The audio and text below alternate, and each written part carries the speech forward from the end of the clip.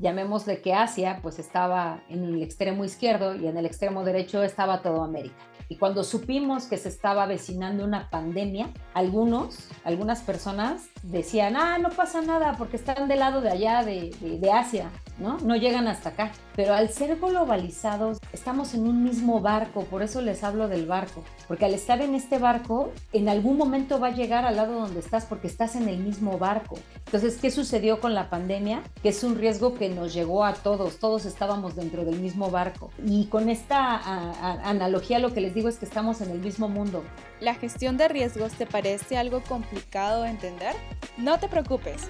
En este podcast nos adentramos en el mundo de los riesgos con reconocidos invitados, para que conozcas de manera simple la gestión de riesgos mientras vas haciendo otras cosas. Pirani, hacemos simple la gestión de riesgos. Hola, sean todos bienvenidos y bienvenidas a nuestro podcast Escuela de Gestión de Riesgos de Pirani, el espacio creado especialmente para que puedas aprender sobre gestión de riesgos de una manera simple. Si les gusta el contenido que creamos, nos ayudarías mucho dándole seguir y 5 estrellas si estás en Spotify y Apple Podcasts. Y si estás por YouTube, no te olvides de suscribirte a nuestro canal, darle like al video y compartir el episodio para poder difundir el conocimiento. Recuerda que si estás buscando un software de gestión de riesgos que sea simple de usar y completo, puedes visitar nuestra web piranirix.com. En este episodio escucharemos la segunda parte de la entrevista a Erika Montaño sobre la visión panóptica para la gestión de riesgos contemporáneos y emergentes. Escuchemos. Erika, ¿y cómo afecta este tema de la globalización y la interconexión cultural que hay en todo el mundo a estos riesgos contemporáneos que nos has estado contando? Sí. Mira, justo el hablar de la globalización y la interconexión pues mundial afecta principalmente en términos de la diversidad de la cultura y la economía, porque cuando ya estamos en un punto donde estamos vinculados, por ejemplo, a nivel de la globalización, pues nos vamos a enfrentar a diferentes tipos de culturas, a diferentes tipos de países con economías distintas, y eso pues afecta esta diversidad cultural y económica, va teniendo pues una afectación en términos de cómo se gestiona en un país y en otro. Incluso, por ejemplo, me gustaría compartirles que en el periodo de la sesión que tuvo CEPAL, como ustedes saben, es la Comisión Económica para América Latina y el Caribe. Este periodo fue el 29º que se tuvo anteriormente. CEPAL alertó a los gobiernos, a todos los gobiernos de Latinoamérica y del Caribe, que forman parte justo de esta comisión económica, alertó a los gobiernos, a los gobiernos miembros, sobre la importancia que se tiene todo lo que tiene que ver con la volatilidad de los flujos de capitales. Y justo va de la mano con el tema de la globalización. Y esto pues ha tenido una repercusión en América Latina, en el Caribe, y pues marca una inestabilidad en términos de crecimiento económico, ¿no? Respecto de otro tipo de países que tienen un desarrollo económico distinto o mayor a estos países de Latinoamérica, nuestros países y del Caribe. Entonces, este reflejo eh, se hace pues más frecuente, por ejemplo, en términos de crisis también cambiarias o financieras. Así que el riesgo, cuando yo hablo de este tipo de riesgo ya más globalizado, lo que les diría que podemos tener el ejemplo de un barco. Estamos en un barco y unos están en un lado y en otro lado, ¿no? Los que saben de barcos me van a decir, oye, sí, unos están en la popa y los otros están en el tema de en medio, del alta mar, de los nombres que tienen todos estos grandes pues, mecanismos del barco. Y bueno, cuando estamos en ese punto, llamémosle que Asia pues estaba en el extremo izquierdo y en el extremo derecho estaba toda América. Y cuando supimos que se estaba avecinando una pandemia, algunas personas decían, no pasa nada porque están del lado de allá de Asia, ¿no? No llegan hasta acá. Pero al ser globalizados, Nicole, estamos en un mismo barco, por eso les hablo del barco, porque al estar en este barco, en algún momento va a llegar al lado donde estás porque estás en el mismo barco. Entonces, ¿qué sucedió con la pandemia? Que es un riesgo que nos llegó a todos estábamos dentro del mismo barco.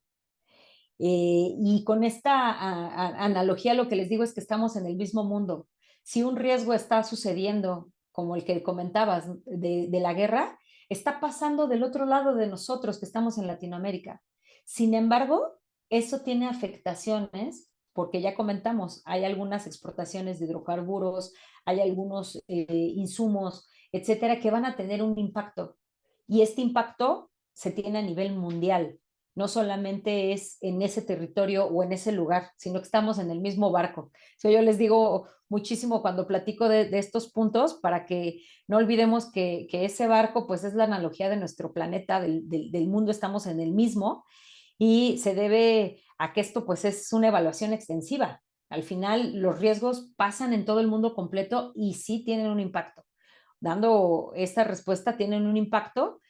¿Qué debemos de hacer? Pues acotarlo, como ya les he dicho, a la industria, pero se tiene un impacto. Y como les decía al inicio, en este informe que emitió Ipsos y otros encuestadores y personas que realizan este tipo de análisis en materia de riesgos, pues se identifican que hay riesgos emergentes que son importantes a nivel mundial.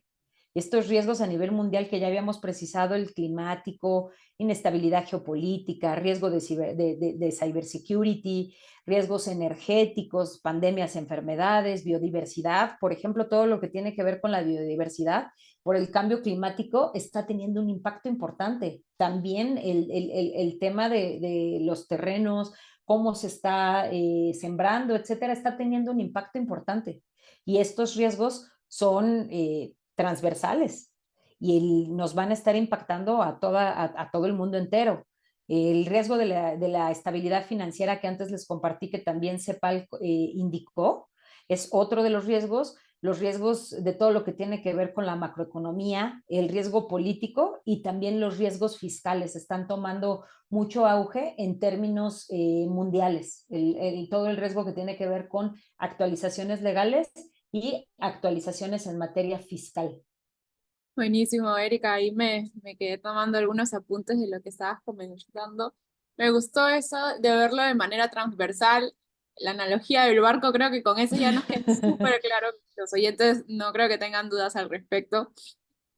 Y lo del impacto global tan importante y es tan cierto, o sea, lo vivimos hace 4 años, lo seguimos viviendo con lo que pasa ahora. Y yo quería ver, eso me va a llevar a mi otra pregunta, sobre cuál es esta importancia entre la colaboración de diferentes sectores, países, en la implementación, por ejemplo, de la visión que nos comentabas. Sí. Pues aquí, con este preámbulo de la globalización, sería casi similar. La participación, por ejemplo, de múltiples actores en la gestión de riesgo para su identificación, análisis, valoración y potencializar el intercambio de información entre ellos, sin duda va a enriquecer la evaluación de riesgos. Siempre que haya una participación de más sectores, como te decía, de las experiencias distintas, te va a permitir que haya una evaluación de riesgos más enriquecida, porque permite este intercambio, el conocimiento, por ejemplo, de diseño, elaboración de escenarios, cómo realizan sus pruebas, qué están evaluando algunos otros que ya tienen experiencia, por ejemplo. Eso te ayuda. En el caso de algunos aspectos donde se han materializado riesgos que quizá no tenemos en algún país, podemos tener esa experiencia gracias a que ya alguien desarrolló qué es lo que se tiene que realizar. Entonces, el intercambio de información, esta colaboración, sin duda va a enriquecer todos los esfuerzos en materia de gestión de riesgos, porque te permiten ejecutar, por ejemplo, planes de contingencia, seguimiento, fortalecer las decisiones que se van adoptando y sobre todo tener conocimiento ya probado, llamémosle, ya fue probado, fue funcional, etcétera, entonces lo puedes incluso mejorar, porque ya identificas algo, ya lo conoces y si tú lo retomas lo puedes incluso mejorar, pero ya sabes que estás partiendo de un punto que ya fue probado. Y sin duda, pues es relevante para anticipar. Otro de los aspectos fundamentales, aparte de que te permite enriquecer lo que tú ya tienes, es el que te permite anticiparte porque conoces estos riesgos, estas prácticas, estas referencias, donde se va compartiendo el conocimiento y todo esto se realiza, por ejemplo, bajo una visión, que otra vez regresamos, de una visión de 360 grados, porque no nada más ves tus riesgos, sino que ahora estás viendo los riesgos generales de diferentes organizaciones, de diferentes países, y esto te permite regresar de nuevo a la parte de la visión panóptica para que sea efectiva, para tener, por ejemplo, referencias de estructuras de control. Es también importante porque tienes pues esa experiencia, esa interacción en materia de estructuras también y poder mirar, como les decía, desde un punto, pues estás viendo casi todo el mundo en un solo punto para gestionar riesgos, incluso mundiales, ya no nada más de tu institución, sino que son de diferentes industrias y tener también conocimiento de riesgos mundiales. Ahora que imagino que muchos de nuestros oyentes recién están empezando a prepararse de una mejor manera, cuéntanos algunos consejos que le podríamos dar a estas organizaciones para que se preparen a enfrentar los riesgos emergentes que todavía no han identificado. Sí, pues bien, de lo que hemos platicado justo, les voy a sumarizar diferentes ideas. Se debe, como les compartí, comprender la naturaleza de la situación, las características justamente de estos riesgos. Eh, Regresando a la misma formulita de identificarlos para poder pues hacer este análisis y eventualmente llegar hasta la mitigación de los mismos. Todo esto lo podemos hacer por medio de diferentes ejercicios, de diferentes validaciones. Los ejercicios tienen que ser constantes, como les digo, el dinamismo en materia de riesgos es fundamental. Para obtener este tipo de datos debemos de estar buscando estas fuentes de riesgo por medio de monitoreos. Estas fuentes de riesgos emergentes, que pueden ser todos estos riesgos potenciales o que ya son conocidos en el caso de los riesgos contemporáneos. Por ejemplo, uno de estos puntos ya muy focalizado a la parte de riesgos emergentes son los cambios organizacionales. Todo lo que tiene que ver con cambios organizacionales derivados ya sea del exterior o del interior de la compañía y que te provoquen un cambio organizacional, es ahí una de las fuentes donde tenemos que poner foco e identificar. De ahí pueden surgir riesgos emergentes por un cambio que la institución realizó. Y ahí definitivamente es fundamental tener políticas que te permitan identificar cambios relevantes para que tú puedas pues tomar las medidas necesarias en caso de identificar algún riesgo. Y ahí uno de los factores para hacer mediciones de factores externos, compartirle a la audiencia que hay bastante literatura en materia de este tipo de análisis de factores, pero a mí particularmente factores que te permiten hacer análisis constante de las organizaciones, pues es este marco de PESTEL, y que se llama PESTEL porque son estas siglas de estos factores externos que te provocan hacer un cambio dentro de la compañía o de la organización, factores externos en materia de cambio de términos políticos, económicos, sociales, ambientales, tecnológicos, que era algo que también platicábamos hace unos minutos, Nicole, y términos también legales. Todos estos cambios son externos, son factores externos que te pueden impactar a nivel de la organización y ahí pueden surgir estos riesgos emergentes. Ahí esa primera recomendación es hacer estos análisis de manera constante para poder ir evaluando si tenemos que anticiparnos en materia de riesgos a alguna contención en particular. Cuando hablamos del interior, igual podemos alinearnos a la matriz que ve tanto factores internos como factores externos, que es justo esta matriz conocida como DAFO, y te permite identificar estas amenazas que tú tienes como parte de tu industria, como parte de tu institución, las fortalezas con las que cuentas, estas debilidades, que en la parte de debilidades es donde tenemos que poner foco, porque ahí pudiera surgir algún riesgo, que pudiera incluso no ser emergente, pero podría ser un riesgo ya conocido, pero no atendido al 100%. Entonces, mucho foco en la parte de las debilidades y de las oportunidades, que ahí, acuérdense que cuando se ve una generación de oportunidad, podríamos entrar a este camino que les expresaba de ejemplo en México, de un modelo de innovación o un modelo nuevo. Entonces, ahí tendríamos que poner mucha atención porque estaríamos ante alguna creación, incluso al interior, que pudiera provocar un riesgo que sea desconocido. Y aquí de la mano, pues viene justo lo que les comentaba al inicio de la plática, donde tenemos riesgos que podemos crear por la innovación misma. Entonces, en esa innovación que estamos buscando, sí tenemos que atender todos estos riesgos, qué se busca, cómo lo hacemos, porque la innovación y la tecnología que implementamos para las mejoras o para las nuevas eficiencias o servicios pueden generar riesgos. Así que ahí es donde yo les daría estas recomendaciones de hacer estos monitoreos de manera constante, externos, internos, validar todo lo nuevo que se implementa para ir identificando y enfrentar este tipo de riesgos emergentes. Y obviamente, como les decía, si se identifican, se pueden analizar y evaluar, ¿no? E implementar los mecanismos correspondientes para poder mitigar estos riesgos que en su momento, al identificarlos, serán emergentes, pero también serán inherentes. Me parece increíble lo que nos estás comentando sobre poder validar. Sobre todo, creo que es algo que debería de empezar a hacer todos los oyentes que están dentro de empresas que recién están empezando Sí. a ver cómo abordar esto. Entonces, buenísimos los consejos que nos estás dando, Erika. Yo quería saber, ya estamos casi en la recta final de nuestro episodio, quería que nos cuentes el tema favorito de nuestra audiencia sobre la cultura de riesgos, cuál es el papel de la educación y la conciencia pública en la promoción de esta cultura de riesgos que estamos hablando ahora. Sí.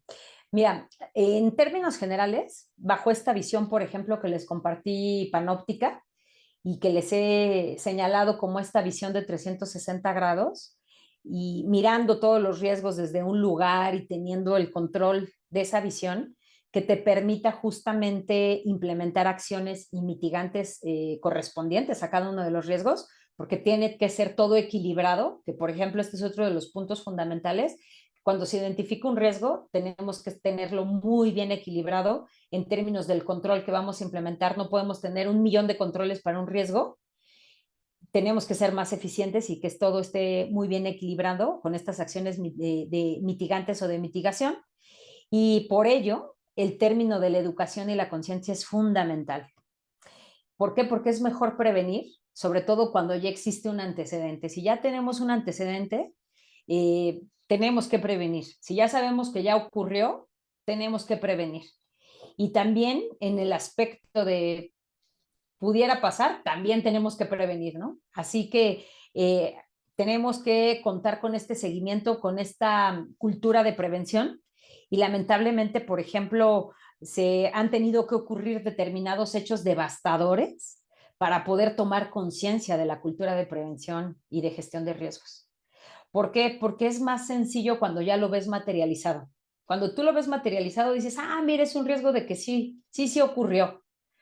Y a veces, incluso hasta en caricaturas, aparecen situaciones donde te dicen, ah, el riesgo de que haya una estampida de elefantes, ¿no? Y tú vives en un lugar donde eso no puede ocurrir. Pero después, al paso de los años, resulta que hubo antes, cuando se permitía, por ejemplo, en el caso de México, sí tener ciertos animales en el zoológico, perdóname, en el circo, que después pues ya hubo ahí una transición para enviarlos al zoológico o algunas reservas de protección, hubieron estampidas. Entonces era un riesgo que alguien veía como muy lejano, pero cuando ocurrió, entonces se atendió el riesgo. Y ese es un ejemplo muy básico. Sin embargo, hay ejemplos que son bastante graves y en el caso de nuestro país como México, pues tuvimos uno de ellos que son los terremotos. Entonces, cuando se tiene un terremoto del cual pues derivan medidas, porque ya se ve materializado. Entonces, lamentablemente, como humanos es más sencillo tomar conciencia de algo cuando vemos que sí existe y que ya ocurrió. Entonces, si existe y ocurrió, entonces sí me puede pasar, entonces sí lo hago. Pero más bien tendríamos que prevenirlo. Y un ejemplo de ello, pues, es todos estos mecanismos que se hicieron, no solamente en México con temas sísmicos, sino a nivel del mundo, porque ha habido pues, diferente actividad a lo largo de los años. ¿Y esto a dónde te lleva? A tener medidas, normas especiales, temas de construcciones basadas en previsiones de potenciales sismos, a una cultura de realizar simulacros incluso, en caso de que suceda un sismo, realizar un simulacro de cómo tenemos que actuar. En caso de que haya fuego, cómo tenemos que actuar, porque ya vimos que sí puede haber fuego. Tener botequines, albergues, tener alertas sísmicas, por ejemplo, ¿no? Que te avisan con un poco de tiempo para que tú puedas tomar algunas previsiones, estas culturas de previsión, etcétera. Todo esto se materializa a la par del riesgo, lamentablemente. Entonces, lo que tenemos que hacer y tener en mente es no solamente que se materialice cuando ya ocurrió, sino que justo el apoyo y el beneficio de la educación y la conciencia pública es eso, no esperar a que un riesgo suceda y tampoco, lamentablemente, pues los que piensan en riesgo que están locos y que nunca va a pasar, no. Lo que tenemos que hacer es más bien tener conciencia y acordarnos de la historia, de riesgos que nunca pensamos que iban a ocurrir y sucedieron.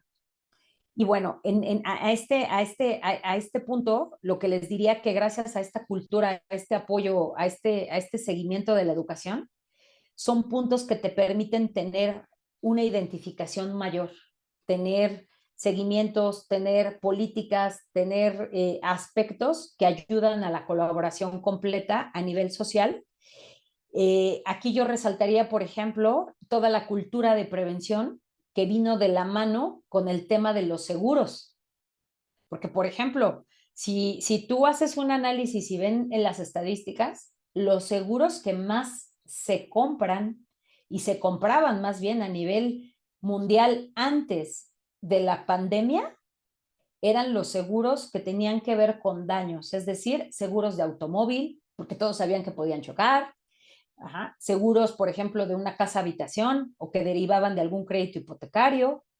Entonces, todos estos seguros eran muy socorridos, eran de alta demanda y posterior a la pandemia, cuando se vio que había posibilidad real e inminente de una pérdida de vida de un momento a otro por la pandemia o de pérdida de salud, se comenzó a hacer una cultura mayor en términos de contratación de seguros de salud y de vida. ¿Por qué? Porque pasó, ¿no? Otra vez regresamos a ese punto. Entonces, hay una prevención también que se materializa en la parte de seguros y que es un ejemplo que yo les comparto para que no lo dejemos pasar en nuestra institución, de que hasta que ocurre el riesgo o se materialice el riesgo, pongamos orden o pongamos acciones mitigantes, por llamarle de un modo consistente. Eso es un punto y todo esto va a la par con la educación y la conciencia, tanto pública como ya les expresé a nivel social y a nivel de la organización, sin duda alguna con la cultura y con estos seguimientos, con estas capacitaciones, difusiones y que sepan que no es necesario que ocurra un riesgo para saber que existe, sino que puede materializarse y tenemos que cumplir con estos seguimientos. Nicole, yo eso les compartiría. Yo tengo una última pregunta para ti, para ir concluyendo nuestra entrevista. Quisiera que nos comentes cuáles son esas estrategias prácticas de las empresas y las instituciones para poder implementar y mejorar su capacidad de respuesta frente a estos riesgos. Bueno, pues son varias, como ya hemos platicado a lo largo de esta charla. Sin embargo, un punto de partida, como ya les había precisado, lo podemos retomar a través de estos puntos, de estos parámetros establecidos en ISO para tema de gestión de riesgos. Todos estos componentes, la verdad, son bastante valiosos, como les precisaba con antelación. Los principios, el marco de referencia y los procesos son, llamémosle la columna vertebral que nos va a ayudar a darnos un camino específico para esta gestión. Sin embargo, ya materializándolos y de manera muy práctica para toda nuestra audiencia, tendríamos por un lado, por ejemplo, el establecimiento real de la cultura y que ese establecimiento de la cultura de riesgos no solamente se establezca de nombre, sino que incluso esté en el código de conducta de la compañía, que en el código de conducta se establezca esa cultura de prevención de riesgos. Y como ya les dije, no nada más es un riesgo en específico, sino de los riesgos de 360 grados con esta visión panóptica de conocimiento de todos los riesgos que se tienen en una institución, operativos, legales, en términos financieros, por ejemplo, para prevención de delitos, entre otros.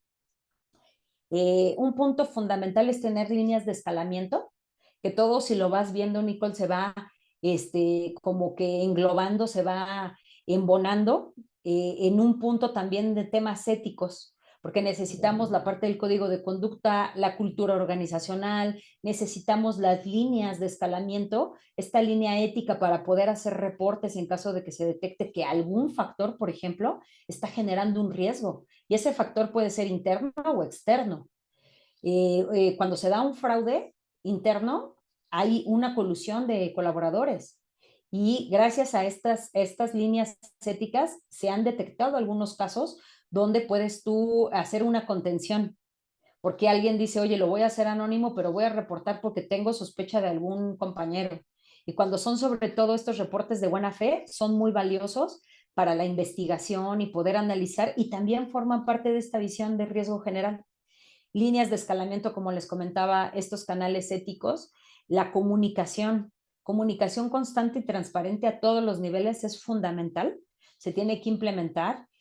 Tú me decías, Nicole, quizá hay gente que está retomando el puesto, son nuevos, bien importante que tengan comunicación, si detectan algo, hacer su análisis completo, presentar ese estudio ya con las propuestas, ¿no? Con las propuestas de qué vamos a hacer, qué seguimiento estamos visualizando, es altamente valioso y transparente porque estamos detectando algo y la transparencia en todos los niveles es fundamental. Aquí a la mano, como les digo, todo va embonando. Tenemos nuestra gestión de gobierno corporativo. El gobierno corporativo en las organizaciones es fundamental. Cómo está implementado, cómo se toman las decisiones, cómo se escala, cómo se reporta, cómo se hace la vigilancia, el control, el seguimiento de la institución. Todo tiene que estar completamente establecido a través de esta gestión de riesgos, gestión ética y de cumplimiento. Yo les diría que son estos tres pilares los que nos van a ayudar a tener un marco robusto de gestión de riesgos. Como les digo, ISO nos da muchos parámetros, pero la visión de 360 grados es la que nos va a llevar pues al éxito que estamos buscando de la funcionalidad de nuestro marco, porque necesitamos englobarlo con todo, no nada más es la parte de gestión de riesgo, sino a llegarnos de la parte ética, llegarnos de la parte legal, de control interno, de la gestión de riesgos, del tema de gobierno corporativo de principio a fin, interiorizar, por ejemplo, el liderazgo, marcándonos temas éticos y temas de gestión de riesgos. Y hablo mucho de la parte ética porque a través de la parte ética es donde vamos a tener que tomar conciencia de no desatender un riesgo, porque si no va a ser de, igual no pasa, entonces no le hagan caso al riesgo. Entonces, tenemos que tener muchísima ética, toma de decisión y también interiorizar esos aspectos de valores de la compañía para poder tomar las decisiones correspondientes en cada uno de los objetivos y temas estratégicos de la organización. Otro punto fundamental a implementar son los procedimientos establecidos efectivamente en materia de gestión de riesgos.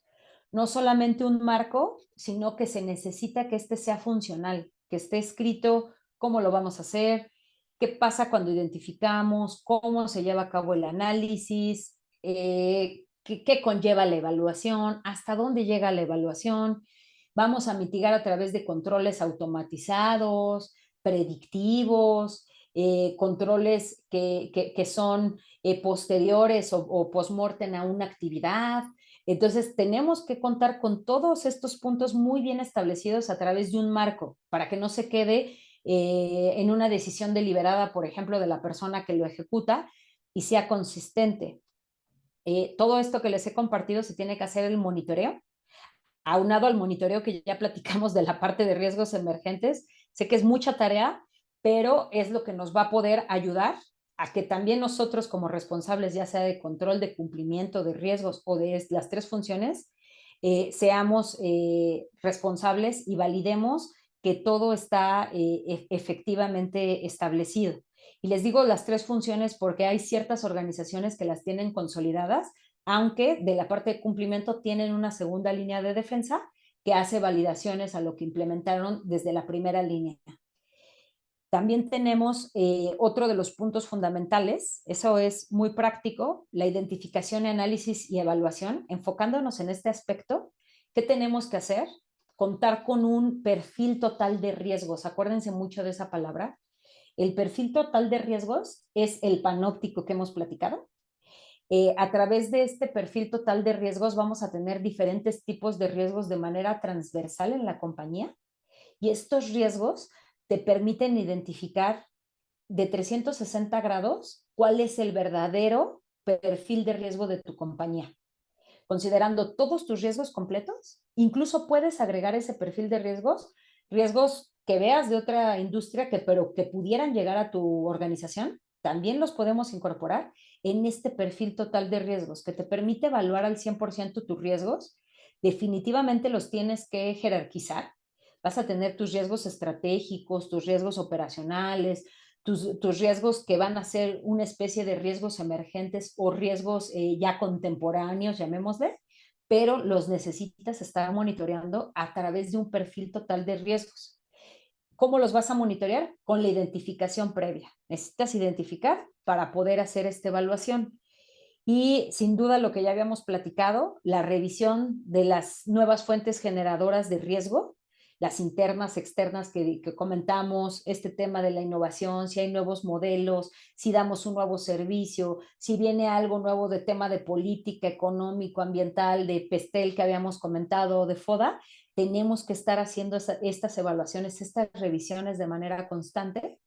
Yo no les digo háganlo diario, pero sí pueden establecer una periodicidad a lo largo del año, puede ser, y pueden iniciar quizá con 2 veces al año, con 3 veces al año, y después ir organizándose hasta llegar quizá un poco más holgado 1 vez al año, pero va a depender de su riesgo completo, de los riesgos inherentes de este resultado y del perfil total de riesgos que antes les precisé. Y estas fuentes que les digo, que estamos en este apartado de identificar, análisis y evaluación, estas fuentes de materialización de riesgo, que son unas fuentes distintas a las que generan los riesgos emergentes, estas fuentes de materialización de riesgo es cuando ya sucedió. Por ejemplo, si llegan multas a la compañía en materia fiscal, esa es una fuente de materialización de riesgo. Entonces, tendríamos que ir a hacer el análisis completo para identificar qué sucedió, qué es lo que está pasando, por qué hay errores en materia fiscal, por qué nos están multando, poner un control en específico y estar monitoreando que sea adecuada esta mitigación. Entonces, también las fuentes de cuando algo ya sucedió, las tenemos que considerar. Estas son las fuentes de materialización de riesgos, para que ustedes también lo tengan en mente. Son fraudes, quejas de clientes que antes les precisé al inicio de esta charla. Si se detecta alguna conducta ilícita, algún fraude, también te ayuda para identificar estas fuentes ya materializadas. Si hay algún problema con proveedores, también para ver cómo lo estamos gestionando. Y todo esto te lleva también tanto a la cultura como a temas legales, incluso contractuales, para tú establecer prevención de riesgos a nivel de contrato. Tú puedes establecer cláusulas específicas porque ya sabes que surgieron riesgos, por ejemplo, con proveedores, por ejemplo, con empleados. Entonces, te va a ayudar este mecanismo a modificar y evaluar determinados riesgos. Entonces, si lo ven, todo ya se va concatenando. Ya estamos hablando de un riesgo total enfocado en esta visión panóptica que les compartía. Estamos hablando de temas laborales, temas fiscales, temas de multas, temas legales, y todo ya se va congeniando con la cultura, con temas éticos y de riesgo.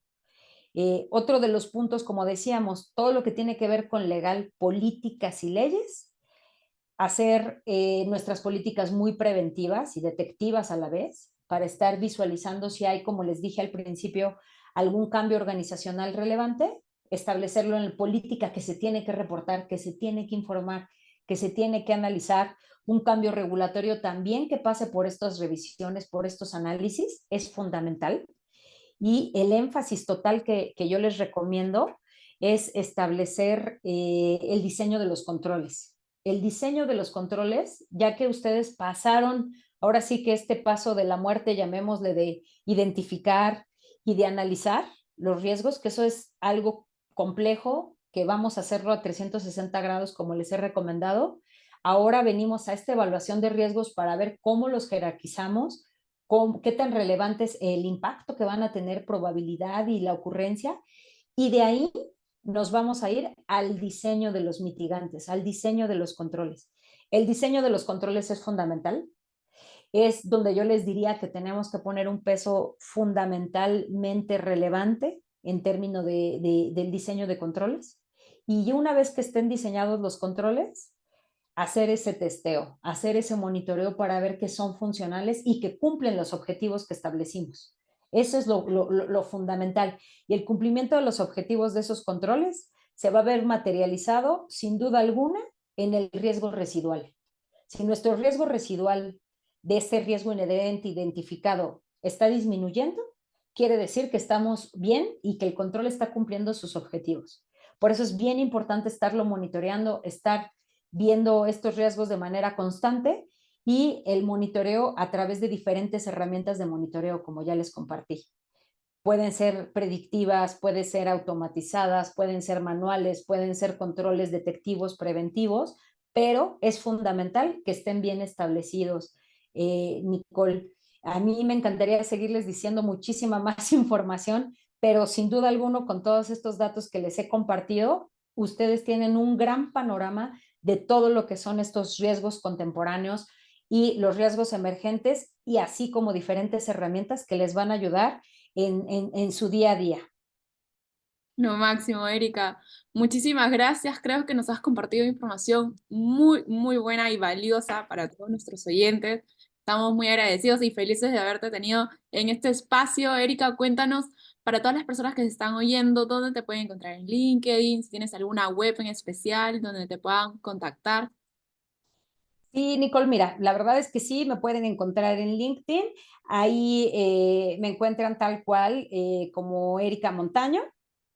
Va a ser un gusto para mí tenerlos como mis seguidores, como mis contactos. Normalmente subo alguna información de manera constante, sobre todo temas de artículos o participaciones donde estoy yo en diferentes foros o un podcast como ahora estamos con ustedes. Y para mí va a ser un gusto seguir en contacto con todos y apoyarlos en caso de que surgiera alguna duda adicional. Sin duda va a ser un placer para mí y un honor compartir con ustedes mayor información. Lo máximo, Erika. Muchísimas gracias por acompañarnos en este episodio. Ha sido muy, muy bueno tenerte y preguntarte todas estas consultas que teníamos sobre el tema panóptico. Nos llevamos información muy valiosa. Esperamos tenerte en un episodio nuevo para hablar, tal vez, ahondar en el tema de controles, que nos quedamos hablando un poquito Sí, nomás de esto, que creo tiene mucho para profundizar también. claro que sí, Nicole. Un gusto para mí y muchas gracias a ustedes y a toda la audiencia también. Super, Erika. Bueno, conmigo será hasta un próximo episodio. Muchas gracias por escucharnos hasta el final. Nos vemos.